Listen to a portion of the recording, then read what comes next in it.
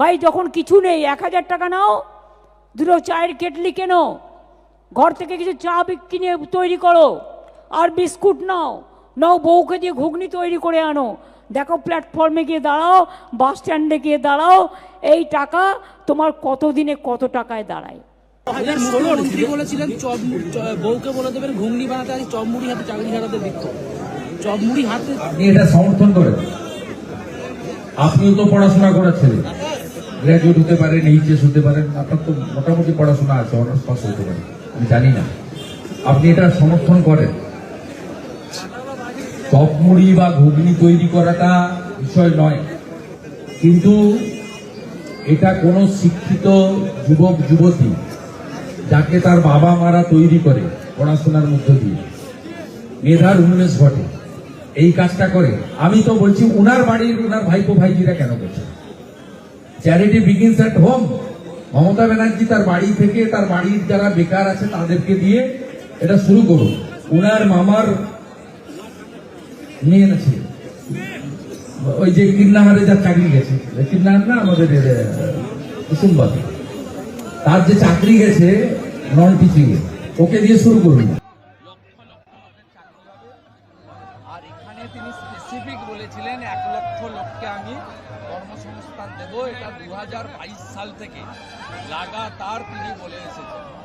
সেই দেউচিয়া পাচামির যে টেন্ডার বা যে এজেন্সির তার দরপত্র বাতিলের মধ্য দিয়ে প্রমাণ হলো মমতা ব্যানার্জি এই রাজ্যে শিল্পের শ্মশানে পরিণত করেছেন, যেখান থেকে শুষ্ক ঘাস ছাড়া এই মুহূর্তে আর কিচ্ছু নেই, শেষ করে দিয়েছে। এবং আমি তথ্য দিয়ে আজকে গোটা রাজ্য জুড়েই ভারতীয় জনতা পার্টির, যেমন বীরভূম জেলাতে সাধারণ সম্পাদক জগন্নাথ চট্টোপাধ্যায় বলেছেন, সমস্ত প্রমুখ বিজেপির স্পোক্সপারসন নেতারা সব জেলাতে, কালকে আমি এবং রাজ্য সভাপতি যে আমরা দেখেছিলাম তথ্যের উপরে যে আজ এবং কাল, গতকাল বিজনেস মিট, আজকাল যে বিজিবিএস, এতে এখনো অব্দি খরচ করেছেন 337 কোটি টাকা। শুধু গিফট দেওয়া এবং উজ্জ্বল সিনহা তার সোল টেন্ডার চেয়েছে, এই টাকার অর্ধেকের বেশি অংশ তৃণমূলের ফান্ডে বা মুখ্যমন্ত্রীর ব্যক্তিগত খরচে গেছে বলে আমরা মনে করি। এবং মোট কমিটমেন্ট ছিল 1104টি মৌ, আর টোটাল অ্যামাউন্ট ছিল 23 লক্ষ।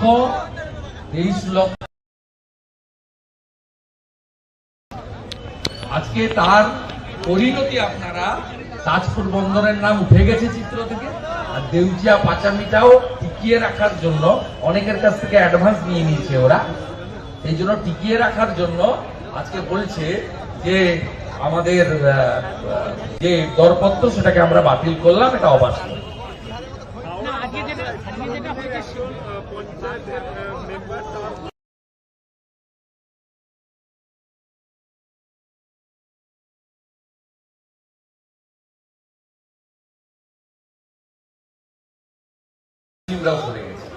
সেটা তারা বিজেপিকে দেবেন কিনা জানি না, কিন্তু অনেকেই হুমায়ুন মিম নৌসাদের দিকে ঝুঁকেছে। এটা আপনাদের ওদের সভা সমিতি এবং ওরা উগ্র যে ধর্মীয় ক্যাম্পেইনও স্ট্রেটলি করছে, হুমায়ুন কবিররা, নৌসাদ সিদ্দিকীরা, ওয়াইসি, মানে গায়ের কথায় বলে না, জাল আর গামছা দুটাই গেছে। তাই এখন মিথ্যা মামলা, অস্ত্র, চোখ রাঙানি, এর বাইরে কিছু নেই। তারপর তো উপরে একজন ভগবান রয়েছে। আমরা উড়িষ্যার পার্শ্ববর্তী এলাকায় থাকি, মেদিনীপুরে। উড়িয়া ভাষাতে বলা হয়, পুরীর জগন্নাথ দেব বলেন যে চোখা আঁকু ছমু দেখেছি, অর্থাৎ প্রভু সব দেখছেন। তাই উনি এই প্রথমবার 15 বছরে গাড়ি ঘুরিয়ে নিয়ে মার ছুট, চাচা আপন প্রাণ বাঁচা, এই প্রথমবার পালিয়েছে, ছুটে পালিয়েছে। নবম, দশম এবং একাদশ দ্বাদশ শ্রেণীর যে আজকে সুপ্রিম কোর্টে যেটা রায় ছিল সেটা 31 আগস্ট পর্যন্ত এক্সটেন্ড করেছে। হ্যাঁ, এবং তাতে ব্রাত্য বসু বলছে যেটা রাজ্য সরকারের জয় এবং এসএসসি কতটা স্বচ্ছ।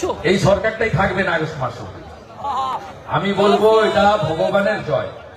বিজেপি সরকার শপথ নিলে, আপনারা বিজেপি সরকার আনলে, আমাদের তো বেশি ডিফারেন্স নয়। এসআইআর এর পরে কোনো ডিফারেন্স নেই বলে আমি মনে করি। দীর্ঘ নির্বাচনে লড়াই করার অভিজ্ঞতা দিয়ে বলতে পারি কোনো ডিফারেন্স নেই।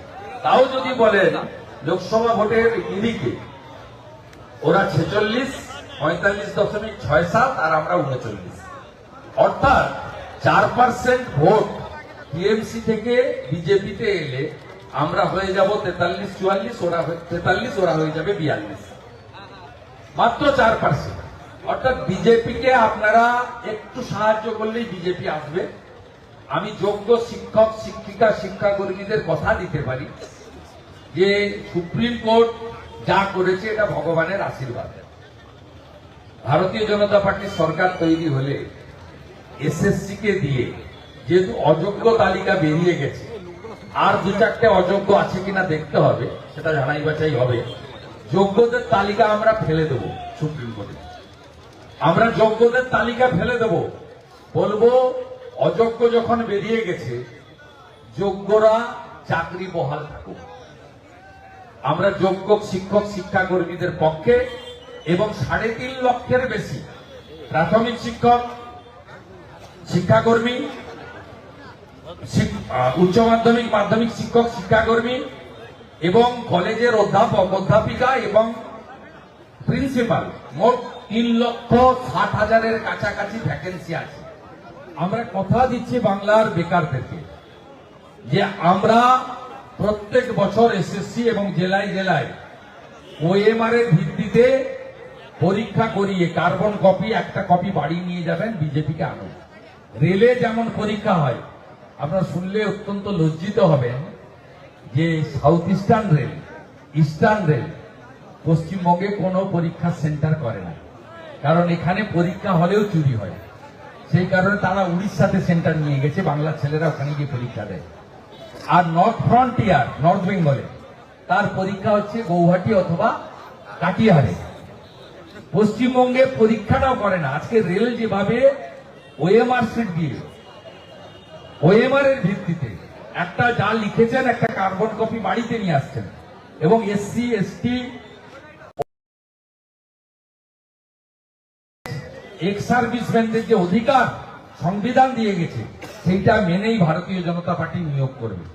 তাই আজকের সুপ্রিম কোর্টের রায় আমি মনে করি ভারতীয় জনতা পার্টির আগামী দিনের সরকারকে একটা সুযোগ করে দিল, যাতে তারা যোগ্যদের তালিকা সুপ্রিম কোর্টে পৌঁছে দিতে পারে আর বাকি ভ্যাকেন্সিতে মেধা অনুযায়ী স্বচ্ছতার সঙ্গে পরীক্ষা করতে পারে। বাংলায় চাকরি প্রার্থীদেরকে যে আজব তথ্য মমতা বন্দ্যোপাধ্যায় যে বিজেপি থেকে প্রশ্ন দিলেন তার সাথে বাস্তবে মিল নেই। এখনো আন্দোলন চলছে চাকরি প্রার্থীদের।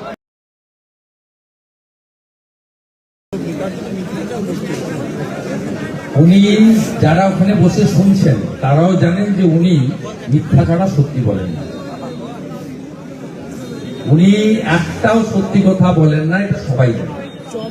কেউ সামনে বলতে পারেন না, অনেক কিছু থাকে, কিন্তু বেরিয়ে এসে সবাই বলেন যে আমি আপনাদেরকে আগেও বলেছি, এখনো বলছি, নজরুল মঞ্চে প্রথম মিথ্যাশ্রী পুরস্কারটা মমতা ব্যানার্জি পাবে, এটা বিজেপি।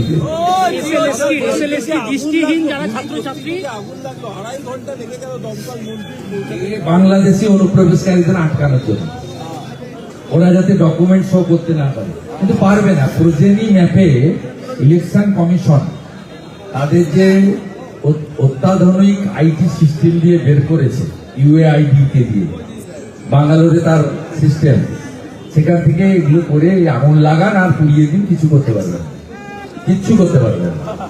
যেতে আপনাদের হবে, যেতে হবে। আপনার সঙ্গে আমার 14ই ফেব্রুয়ারি সন্ধ্যাবেলা কথা হবে। আজকের ভিডিও এ পর্যন্ত। প্রিয় দর্শক, দেখা হবে নতুন কোনো টপিক নিয়ে খুব শীঘ্রই, তাড়াতাড়ি আপনাদের সাথে। আমাদের ভিডিওটি আপনাদের ভালো লেগে থাকলে অবশ্যই বেশি বেশি করে লাইক করবেন এবং শেয়ার করতে ভুলবেন না। আর চ্যানেলটিতে যদি নতুন হয়ে থাকেন সাবস্ক্রাইব করে পাশে থাকবেন। ধন্যবাদ।